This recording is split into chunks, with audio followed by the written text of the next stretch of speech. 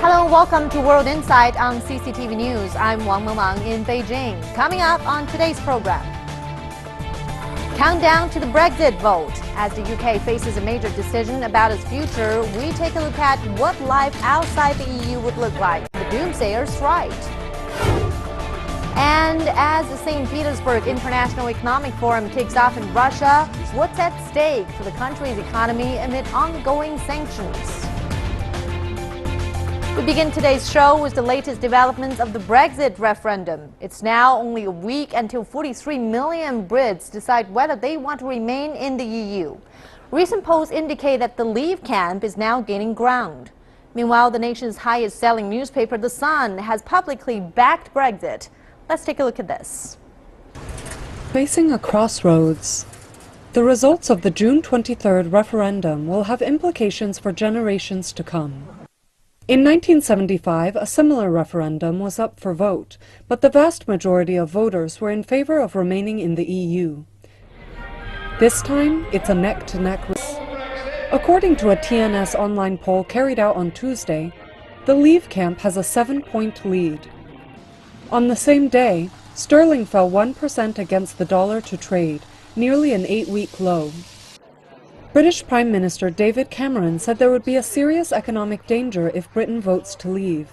If we wake up on June the 24th and we've remained in, our economy can continue to move forward. If we vote out, the experts warn us we will have a smaller economy, less employment, lower wages, and therefore less tax receipts. And that's why we would have to have measures to address a huge hole in our public finances. Meanwhile, Labour leaders warned that leaving the EU would be a grave threat to local economies. However, Justice Secretary Michael Gove said that the Leave debate has been overshadowed by exaggerated claims about the economic risk of the Brexit. And one of the things I say is, instead of listening to the scare stories, and instead of thinking about individuals and personalities, think about the potential for this country.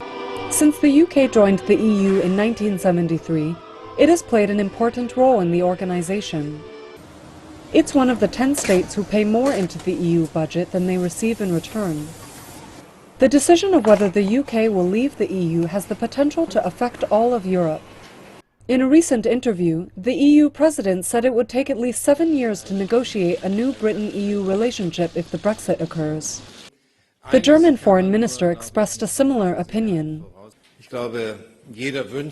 If Britain votes to leave the European Union, it would not just go on 28-1, but it would shake the European Union. With 7 days left, there are still many undecided voters, and others could change their minds. What happens next will undoubtedly shape the future of the region. And now to get more discussion into this issue, we're joined in the studio Wang Yiwei. He's director of the Institute of International Affairs at Renmin University of China. Welcome. And in Southampton, we have Mike Baston. He is visiting professor at Beijing's University of International Business and Economics. Over in Brussels, we have Mr. Paul Even, policy analyst of the European Policy Center. Welcome, gentlemen, to all of you to World Insight.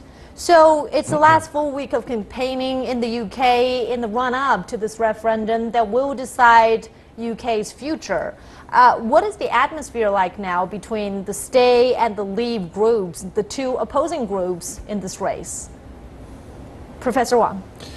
Well, so-called the poll, I think, changing recently quite gradually. In the former time, 7 months ago, there's no possibility to pass this referendum. But now it's quite a risk, so people are very worried about that. But I trust maybe the swing vote is the most important. The last moment, the silent majority maybe make the decision, not these guys, to show their importance. Because the referendum, from the beginning until now, is just a playing game. They want to bargain for the UK with the European Union, get some special status, and then political leaders also bargain each other for domestic politics, and the people also bargain from the government. Right. And Mr. Baston, let me ask you this. It looks like a neck-to-neck race, very tight, but the Leave camp seems to be gaining ground now. What is the atmosphere like there? Well, we'll come back to the polls. The atmosphere is increasingly quite hostile, even ferocious. So quite a competitive fight coming here, where there's increasing sort of almost internecine warfare in the British Conservative Party, and speakers are very, very aggressive. In terms of the polls, the issue is whether or not they are accurate. Are people really talking about what they're actually going to do? I think if you remember quite recently at the general election in the UK, the polls proved to be hopelessly inaccurate. If they're to believe, then it does look like the Leave campaign are stealing some sort of march. It's far more emotional, their campaign. Their supporters are far more passionate, and they're led by very charismatic individuals such as Boris Johnson, the former Mayor of London, and Nigel Farage, the UK Independence Party, where they're really using their trump card, their only card, which is immigration. And I think that's what could really help. Okay, so Mr. Baston mentioned immigration. What do you think, Mr. Evan, are the issues that are dominating this debate? Well, it was just mentioned very clearly. Immigration is a very sensitive topic, and it seems to have gotten the debate.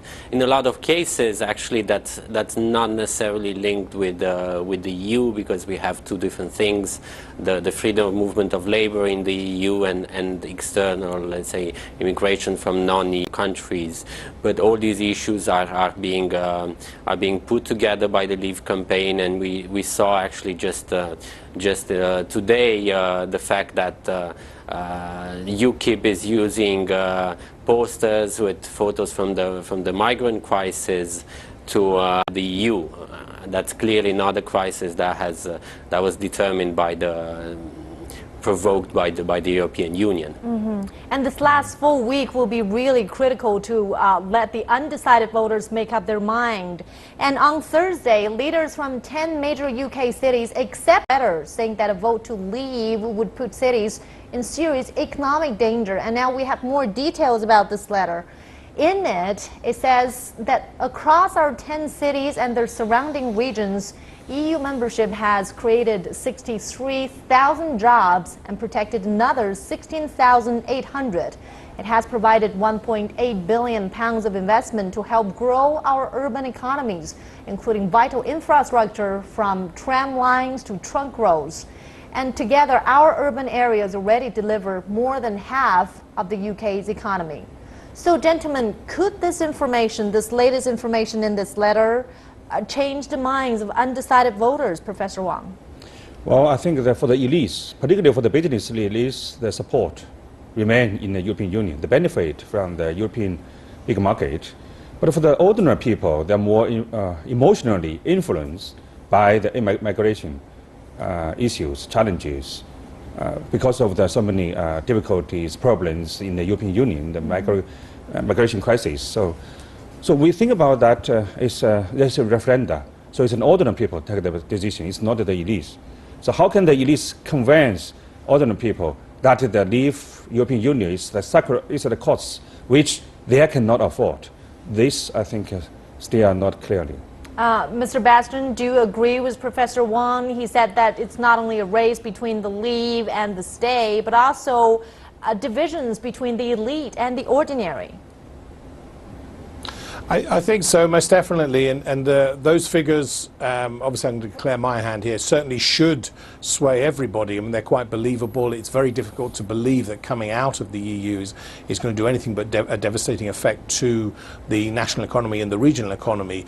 The ordinary people of the UK may not believe those figures, may not be influenced by those figures, because at the moment the UK economic recovery is still very, very sluggish. Incomes are not rising in line with the cost of living.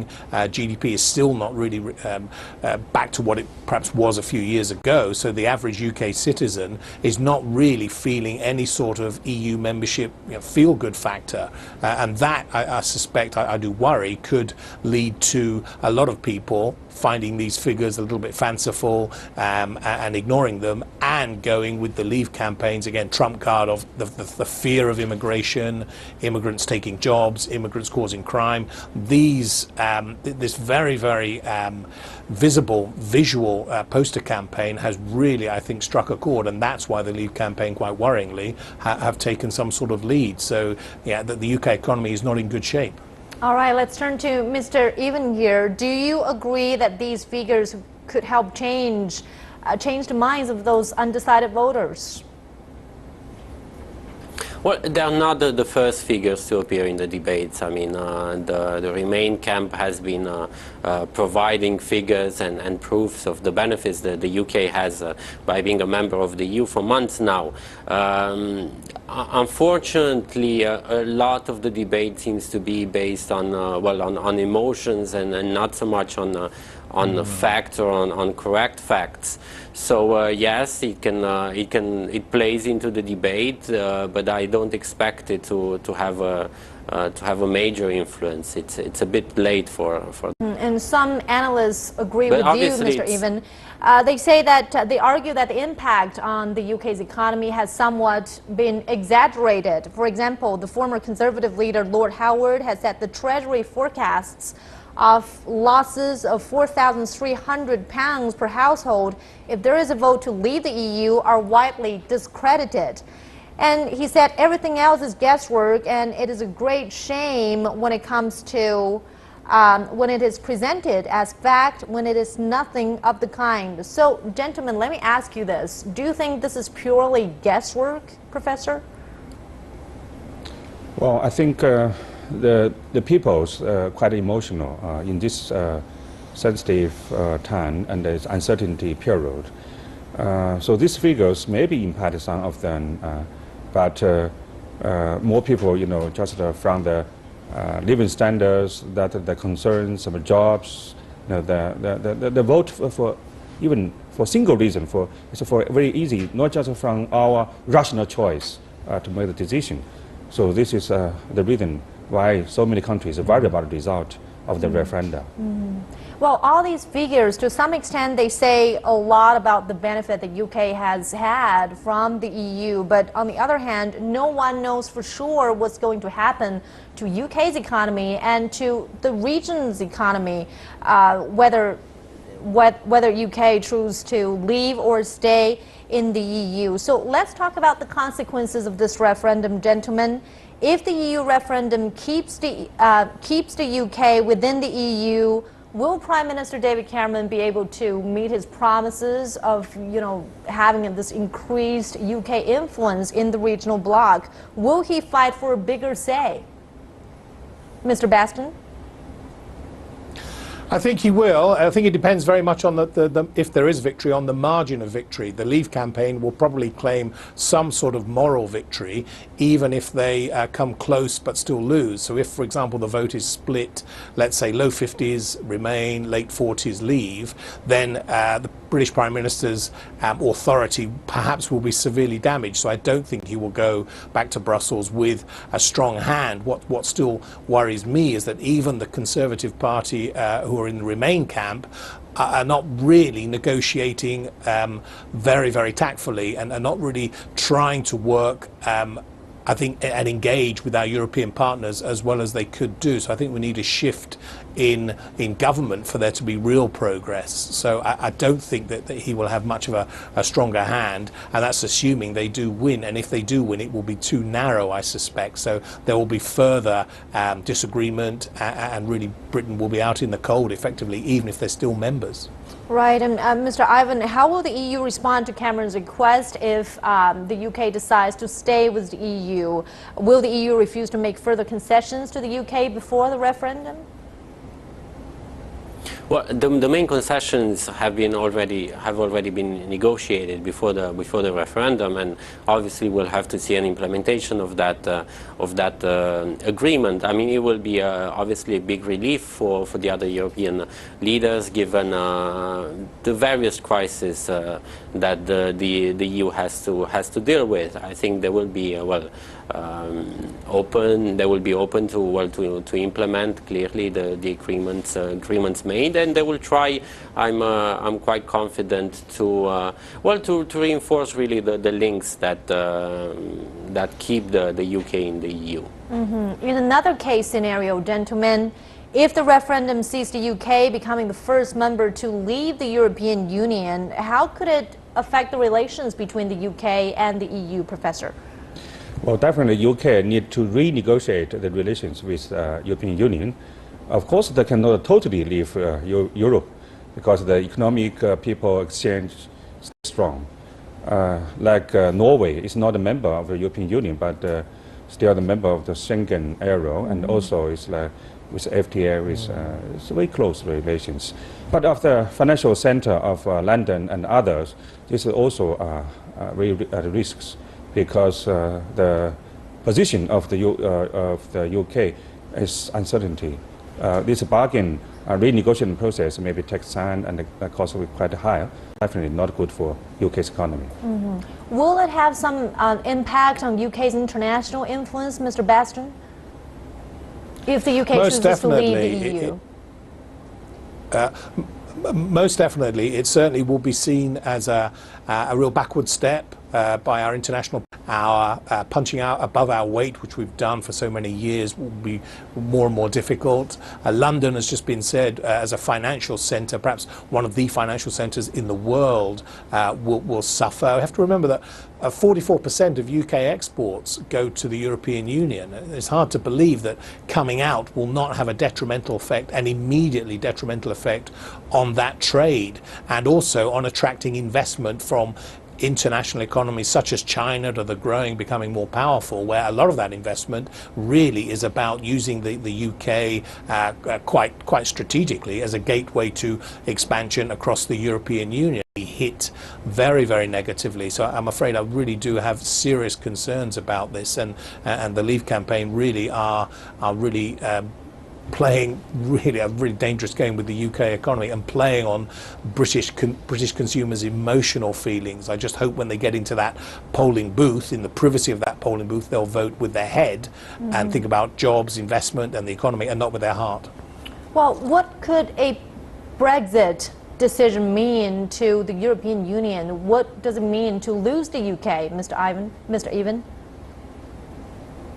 Well, it most certainly would have negative influence for the EU as well. I mean, would be a very negative signal in which the Union hasn't managed to maintain one of its main members.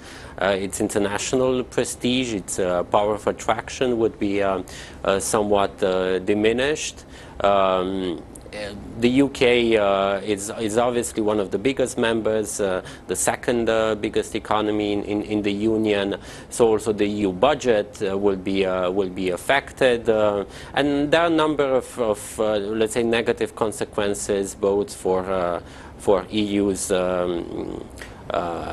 power, influence in the world. It might also affect the way economies are being regulated and how much they will be regulated. It will largely be a negative consequence. Thus, also from here, the wish of all the 27 member states, the other ones, and of the European institutions for the UK to remain a member of the Union. And certainly the consequences will go beyond economic perspectives. It will also affect the integration progress of the European Union. Professor Wang, very briefly, do you think that other EU members will follow suit if they're dissatisfied with the EU if Britain chooses to leave the EU? Well, definitely, this is a bad example. There's a rumor said that after UK's leave, maybe Hungary, Poland, maybe some other countries also follow similar steps. This is directly damage the people's evidence about the future of European integration. That is like the bicycles only move forward, but now you can move backward. So I think it is self-confidence about the future. And we'll see what happens in a week's time. Thank you so much. We'd like to thank our panel, Professor Wang Yue joining us from Beijing, Mike Baston joining us from Southampton, and Mr. Paul Even joining us from Brussels. Thank you for your insights. And stay with us here on World Insight. We've got our final segment coming right up in the program. Join us for an in-depth discussion of Russia's economic prospects as the St. Petersburg International Economic Forum kicks off. What's at stake?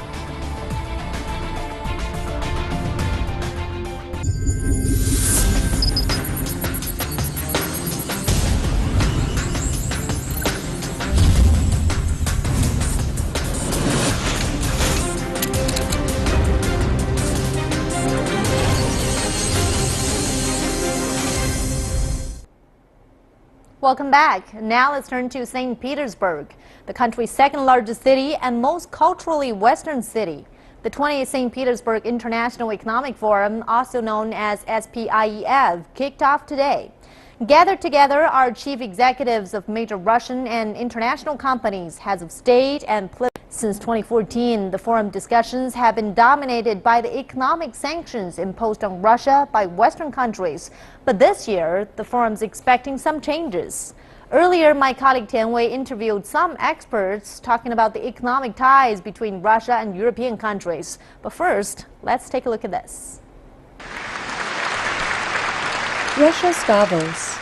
The St. Petersburg International Economic Forum has developed into a platform for open dialogue between emerging and developed economies. But for Russia, the hot topic for debate in recent years has been the sanctions imposed by Western countries. This is a non-negotiable requirement for Russia. Let me reiterate that. There can be no return to normal relations if we agree to international law. Europe must uphold the lesson from its history that international law is an indispensable tool for maintaining peace. In 2014, the European Union and the United States accused Russia of annexing Crimea. The West punished Russia with economic sanctions and expelled it from the G8 group of nations. The lowest point saw the ruble depreciate by almost 50% against the US dollar. Many Russians, however, remain positive about their economy. We receive a lot of fruit via Belarus and other countries. We used to work with Turkey as well, so it wouldn't be fair to say that sanctions were really harsh and hit European markets badly. It's just not true. In the past 2 years, European leaders and heads of the major companies who once had lucrative long-term projects in Russia were nowhere to be seen. On the other hand, the sanctions also dealt a heavy blow on the EU. The longer they are in place, the more difficult it will be for the German companies to reclaim their market share, observers say. I have a feeling that many people in Europe have now realized that the policy of sanctions leads to nothing. The French Senate overwhelmingly voted last week to urge the government to lift economic sanctions on Russia. The vote is non-binding, but it's a barometer of European frustration with the sanctions. This year's gathering signals what could be an emerging movement within the EU to ease the sanctions. The forum could bring more opportunities amid crisis. For more on this, we are joined by Mr. Xu Sitao, who is the chief economist at Deloitte China. Welcome, sir. Thank you. And also joining us from Moscow, we are having Mr. Sergei Senikoev, who is the president of the Russian-Chinese Analytical Center. Meanwhile, joining us from Southampton in the UK, we are having Mr. Mike Bastian, who is a visiting professor at Beijing University's International and Business and Economics. Gentlemen, welcome to our program. First of all, may I go to you, Mr. Senikoev?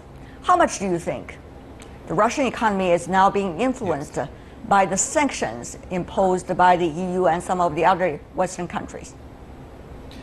No, we don't feel so. Here in Russia, we don't feel the impact of the sanction. We feel certainly the sanctions on the statistic of economy, etc. But in our life, we are doing all the best for us to make the import substitution and to do another reforms of our economical structure. But Mr. Senikoev, many say the import substitution is exactly the problem because the quality of the substitution produced in your country could be a little bit inferior to those that could be imported. Of course, with sanctions, you cannot do that. And on the other hand, the companies are raising the prices of the substitution commodities than those that could be imported. And that's a big problem, they say, in the long term for your economy. As this particular time is the best time for us to make these changes in our economy. We feel now that we waste a lot of time before this, and now we should do our best to change the situation. Certainly we have a lot of problems, but we do it. We do it first time now, and we make all the best. And we feel that we can do this. Mr. Bastian, though, how much do you think having an impact on the Russian economy. Some suggest Russian investment around the world have been quite liquid, and also international trade quite active since joining WTO. Really not much impact at all. It's only political pressure. Certainly, if you look at the picture from the medium and certainly in the long term, I think it's inevitable that the sanctions will ultimately bite and that the Russian economy will suffer. Import substitution is a very weak replacement for what really should be the development of the Russian economy and the further integration of the Russian economy across Europe as well as the Asia-Pacific region. So I think looking longer term and looking beyond the statistics right now, the sanctions, if they remain, if they're tightened, if there's any escalation of this political tension, could have a very devastating effect. Mr. Xu, here in Beijing, what does that mean for China? A long time ago, China, Russia have already had political relations, but the trade has never catch up with the political, in a way, inspirations. So can this time be different? I do think there are a lot of potentials for bilateral trade between China and Russia. Both governments have set very ambitious target in terms of bilateral trade. But as you have pointed out correctly, so far we have not seen some of the result yet. But we have to also bear in mind the past 2 years we have seen the collapse of commodity prices and of quite a prolonged global economic slowdown. So of course commodity price decline, that's hurting Russian economy. But I do think in the long run we could benefit so much from the growing bilateral trade. Talking about the commodity prices and especially the energy prices, Mr. Sandakalev, what do you make of the structural reform going on inside Russia that has been talked about for a long time, and this time the drop of the energy prices really put a lot of pressure on your economy? Is it time to really do the structural reform? Is there enough political capital to do it?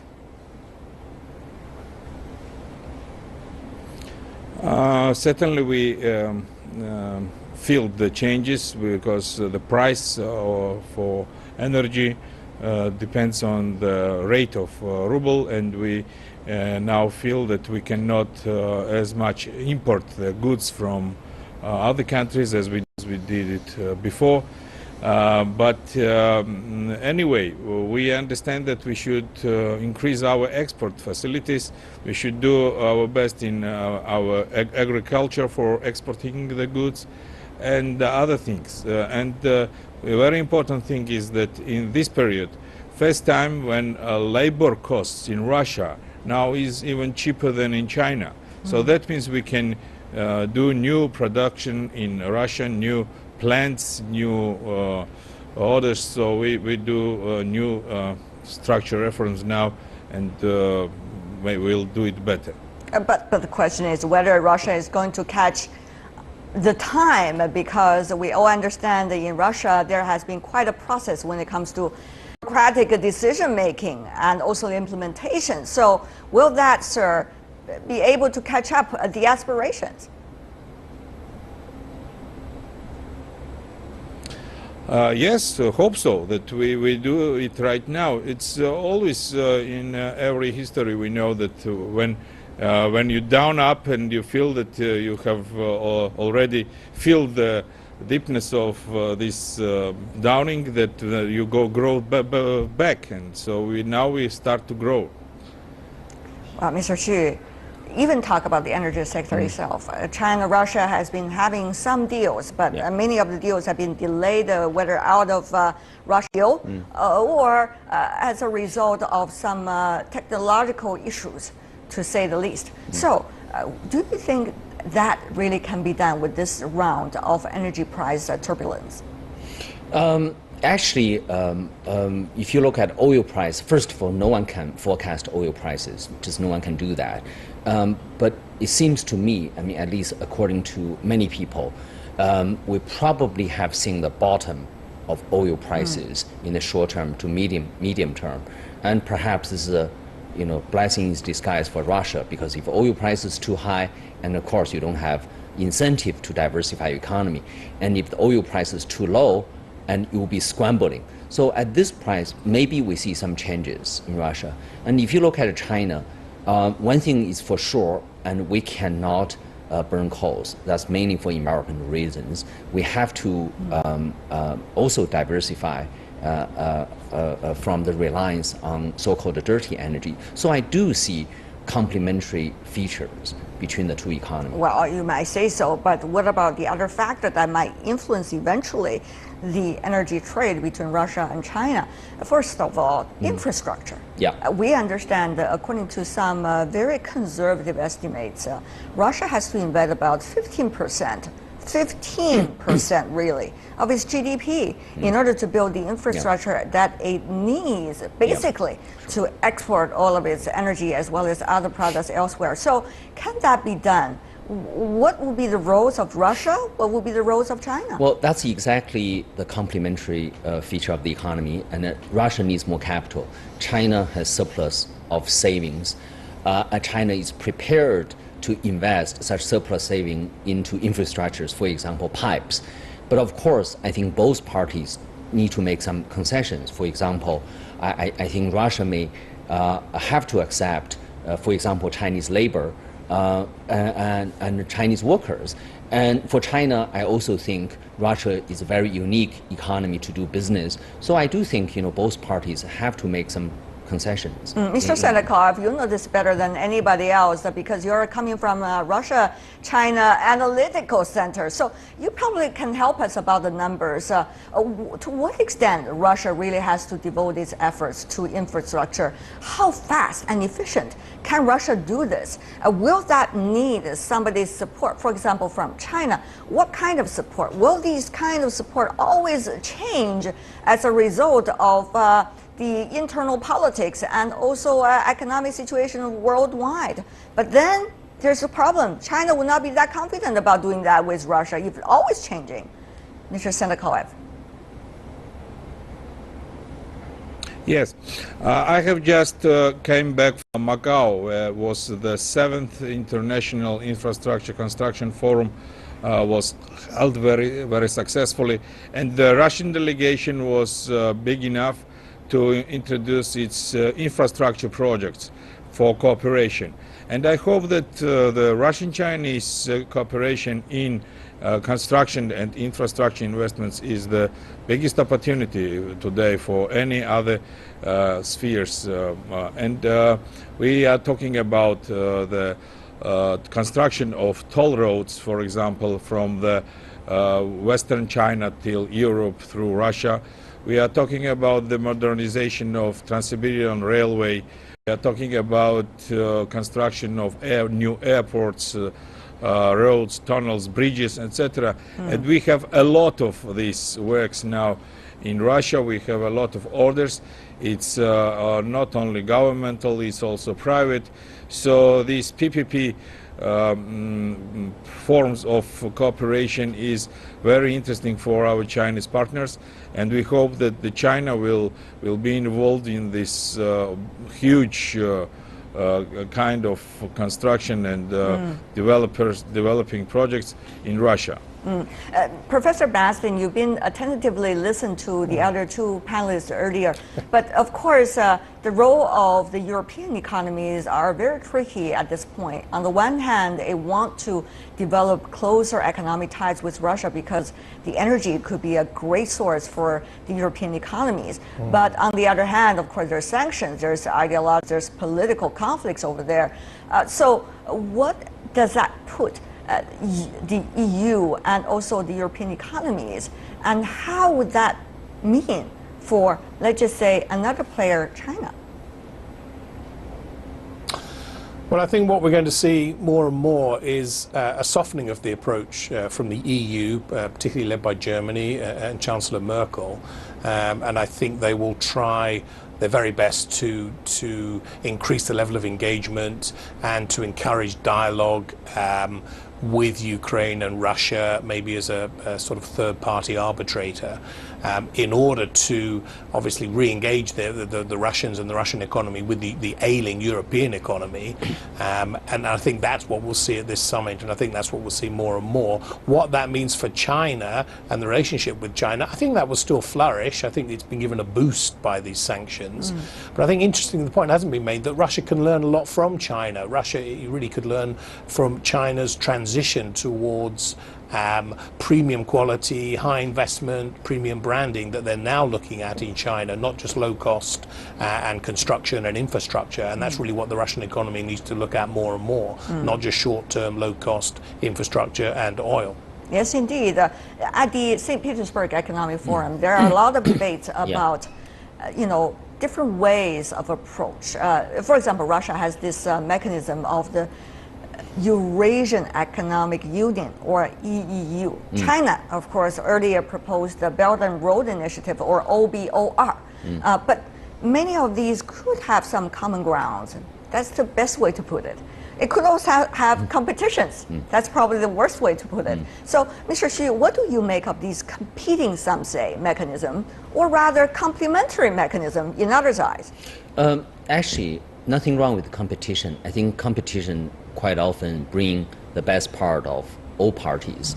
I think in this case, I mean, really historically, that part of the region was under Russia's influence.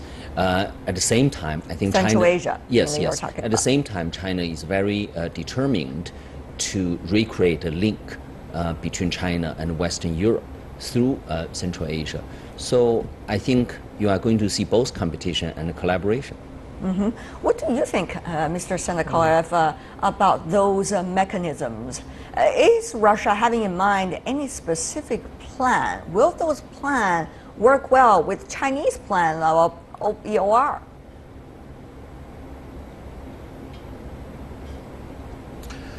I think that we are now in a very depending world, living in a very depending world. Certainly we do, together with China, we do new integration mechanisms, and we are talking about the conjunction between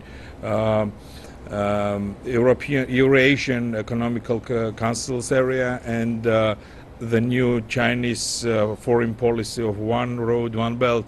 And certainly we do the best to make it effective for both countries.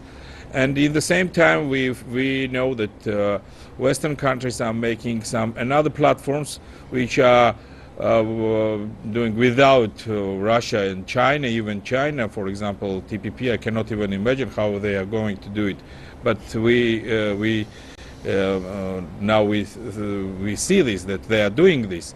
So I think the mechanism of our cooperation between Russia and China now, and in other integrations like Shanghai Organization or BRICS countries, it's now becomes more smart and more strong, and it would be more effective for both economies, for Russia and for China also. Well, it's easier said than done, isn't it, Mr. Xu? Here, we all know politically there has been a deep understanding about the needs for cooperation.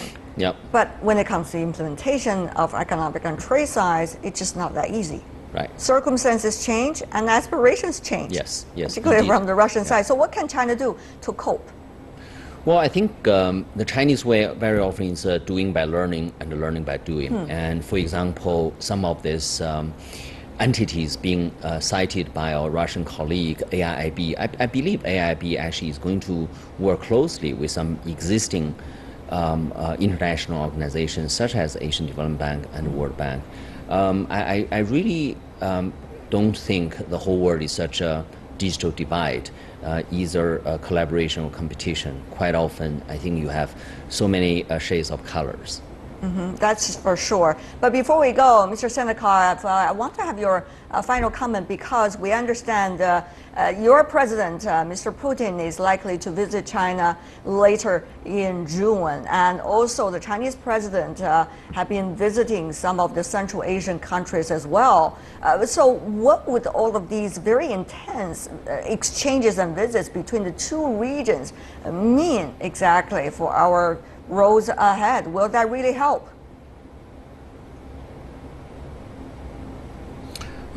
This is the regular visits, and you know that Russian and Chinese leaders are meeting each other several times per year, and certainly we are not talking about that this is something very unusual.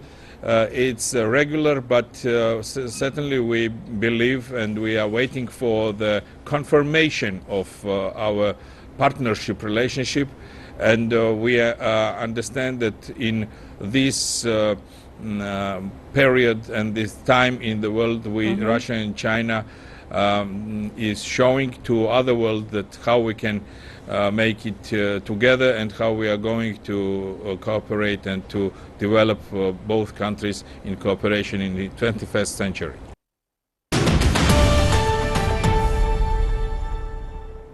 And that's all the time we have for this edition of World Insight on CCTV News. I'm Wang Mengmang in Beijing. Thanks for being with us. Bye for now.